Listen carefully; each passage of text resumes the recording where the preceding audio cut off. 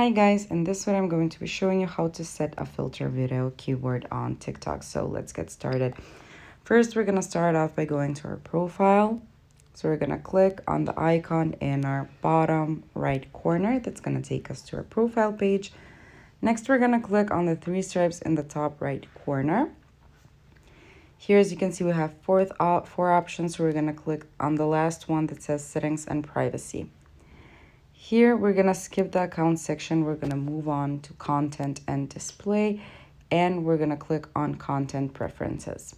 So you can see the first option we have is filter video keywords. So we're going to click on that. So you can see by now we haven't added any keywords. So we're going to add a keyword. For example,